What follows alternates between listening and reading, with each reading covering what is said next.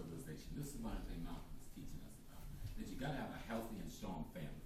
And he used Islam as one of the best spiritual instruments because they weren't into traditional African knowledge at that point. And Christianity has proven a very strong tool for us, but it reached a point where it wasn't being effective anymore when it came to challenging the system at a certain level. But Islam was very effective because it created a whole nother mindset. You know? And so even when he had to leave the nation and he went to Mecca and he got a different orientation, that orientation wasn't that new to his mind because he had already traveled in the Middle East. He lived in Boston. Muslims from Egypt lived in Ella's house. So this was not a stranger. When Saul came to America, Ella and her family was invited to his hotel in Boston to dine with them. So they were not strangers. This is some things maybe you don't know. I'm in the family. I know. I lived in that house. But some of the personal things are not that important. So just to mention to you that there was a relationship. But when you're fighting a movement, you have to use the tools that help your people get free. You know?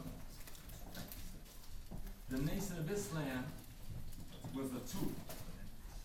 Elijah Muhammad was talking about the same Allah that we're talking about. Except he said, our condition was such that we had to handle it a certain way. Now, if you went to Lebanon and talked to Muslims in Lebanon, and went to Turkey and deal with Muslims in Turkey, and went to China where there's tens of millions of Muslims in China, they're all dealing with Islam in their context. We're the only people that weren't allowed to deal with Islam in our context. Now, yes, he added some folklore like the Yakub theory and the other things that may not have been a part of the theocracy of Orthodox Islam. But in the context of what we were faced with, that was not an appropriate thing to do. Y'all understand what I'm saying? Yes, sir. You're trying to free your people. And you're using whatever tools you I'm can. gonna stand up. Now, the tool create a lot of conflict eventually. But let's look, even today. There's no organization in this country that can do what the Nation of Islam can do for black men and children. And black women. Most of those brothers we see, they done been in the joint, they done been abused, they done been messed over, they came on some of the worst conditions. But that orientation stand them up. My brother. No. How are you? Fine, how are you? Very good. I'm honored, sir. Thank you. Sorry, I'm late. No. Thank you for just being in the door. This is one of my senior brothers. Out of the tradition of the Akhams, and he holds a very high station. But all of these traditions is trying to do the same thing: explain our human beingness to us, and explaining our relationship to the divine, and what that relationship should be. If you truly study Islam, and not just deal with cursive and get caught up in just Arab culturalism, but study the deep essence of Islam, you will find no difference between it and what the white man calls voodoo when he's trying to make you not look at yourself in a mirror. How many people know that the word voodoo literally means God as expressed in nature? That's all the word means. That's our word. For God expressing itself in nature. It appears in three languages. The language of Haiti, and the Creole.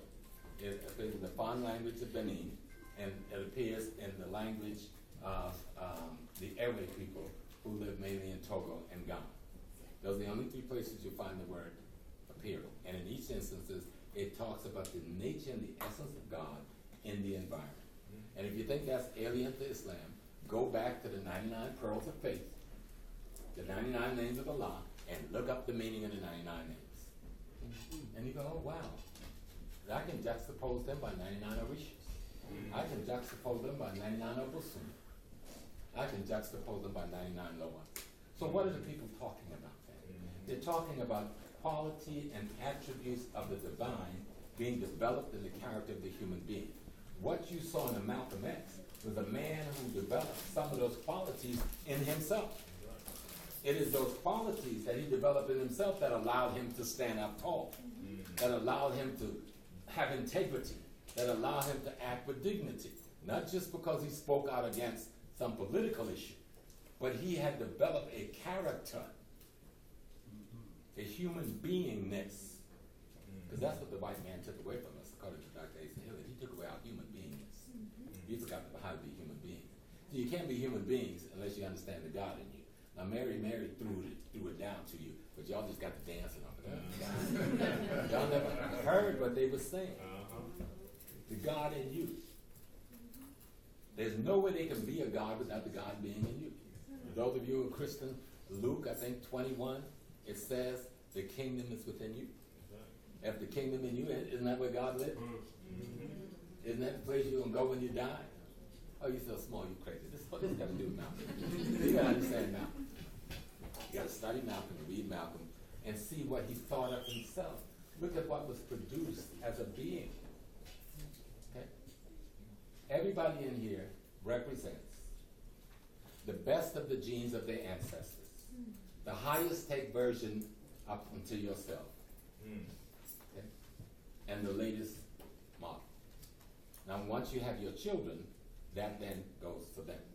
But there's not a single person in this room that isn't a culmination of millions and millions of years of DNA, strain and strand, that will go back to the very essence of being itself before it divided itself into itself. Right. Now you got to read our literature. There's a book called The Book of the Dead, another one's called The Pyramid Text, another one called The Coffin Text. All of them have Genesis story in it. It's that same Genesis story you see in the Quran and in the Bible and the Torah. Why is that so and nobody make reference to it? Because African peoples, and this is Malcolm was trying to tell you, if you get freedom, meaning you liberate your mind, the rest of this shit is easy. Right. The rest of this shit is easy. And the only way you're going to free your mind is understanding your history and be the product of that history. I am the product of enslaved Africans in the United States. I am the product of Native Americans in the United States. I'm the product of free Africans from the continent of Africa. I went through a process to form me. My notion of resistance has to do with my understanding of the histology that produced me. My history tells me I've got to fight. Right. My history tells me that. Malcolm's history told him that. Right. Malcolm's granddaddy was killed trying to cross the line from the south into the north. After he had killed a whole bunch of crackers, the children, the chickens, the pigs, and everything, for lynching his wife. Malcolm knew that story. You're reacting, all of us in here, even when we do this subconsciously, we are reacting to every DNA in you. You got DNA in you going back billions of years. History lets you unlock those cells. Right. Let the divine speak to you. So if there is a divine, and it's the only thing that exists, right? Ain't nothing here but the divine. Allah, God, whatever we want to call it, that's all that exists. Nothing else can exist except an aspect of it. That is your primary answer.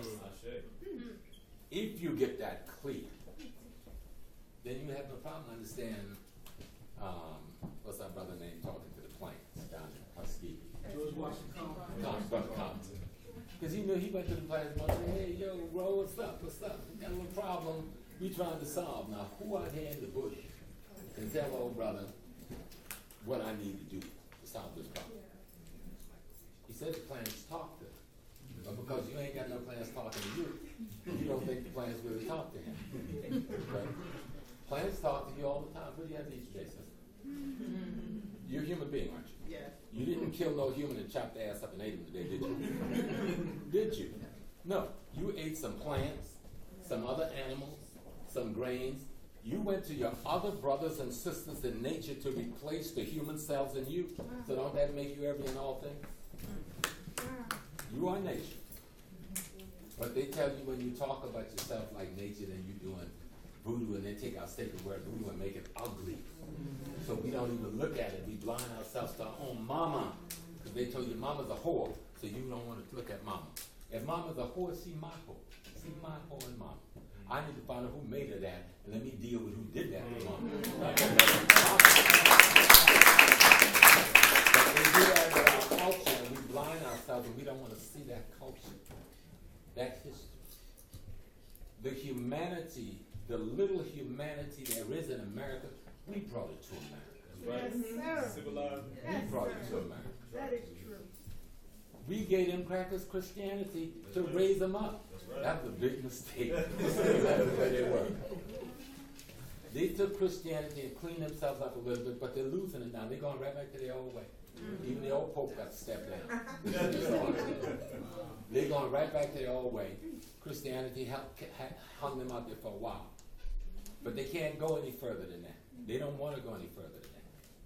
That's why you're seeing laws being passed in this country that has nothing to do with God, has nothing to do with ethics or morals or principles. It has to do with their animal behavior, their notion of animal lust, their animal expression, and they're making you accept that as your reality. We are the expression of the aspect of the divine essence having the human experience. That's all Malcolm X was doing. That's all the Honorable Marcus Garvey was doing. That's all Ida B. Wells was doing. Ida B. Wells could have packed her shit and let down south to the hell with them fools. They got themselves lynched. Why will I spend the rest of my life with crackers bombing my business, burning down my house, chasing me all around the world, because I'm fighting against this terror? Because she understood who she was. She understood. This lady been all over the world, all in Europe, telling people about lynching, raising money, raising funds. Most of y'all mad with old Booker T. Washington. Old Booker T. was an Uncle Tom. How you gonna be an Uncle Tom and build Tuskegee in the middle of terrorism? How you gonna be an Uncle Tom and you're the man that invited the Honorable Messiah Marcus Garvey to come to the United States with his program? Booker T. Washington told him to bring that program here. All the letters are in the Schaumburg Library between the two of them. Go read it. But Booker died before he got here because I think they murdered Booker because they didn't want those two to come together. In one of the letters, the Honorable Marcus Garvey thought he wanted to come to Tuskegee and use that as his base. Booker said no. In the South, we couldn't get the first base because you need to go into the Northeast, preferably New York. One of the men who had his newspaper, the newspaper for the UNIA, was a man named T. Thomas Fortune, who had opened a couple of black newspapers before Garvey got here. He didn't just come and set up his thing because he came into another family member's house. Many of those men and women joined the UNIA with him because they had a common purpose. T. Thomas Fortune in 1892 founded an organization called the Afro-American League. 1892.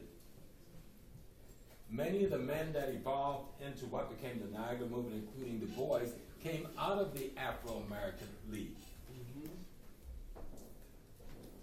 So there was a continuity there that we're not paying attention to, but somebody got us criticizing this one because they got some short. Booker, I'm sure, had some shortcomings. But if you study deep enough, Booker gave more money secretly to Ida B. Wells to fight lynching than anybody in this country. But how could he in Alabama stand up and say, yo, Ida, come get the money? They'd have killed him way before that. I think he was killed by the Jews. No, I'm not anti-Jewish. I'm just anti-anybody who's anti-black. That's what Malcolm told us. Booker T. Washington was having a rift, him and an intellectual rift. Him and what's the brother name? Du Bois, Fortune, and Monroe Trotter. And so they invited Booker to come to New York to meet with them at some hotel, with them and their Jewish counterparts and the other white liberals. At that dinner, Booker T. Washington got sick and never recovered. They put him in St. Luke's Hospital. But when he realized he was dying, people thought he died from gout. He died from poison. When he realized he was going to die, he sent a telegram to Tuskegee and asked his wife and his aide to come and get him because he said if he had to die, let him die in his Love Tuskegee. Anybody know what Booker T. Washington got? So how they can just take your leader from you, take something significant from you, you don't even know what happened. Anybody know where he died? On a train in the station in Baltimore, on the way to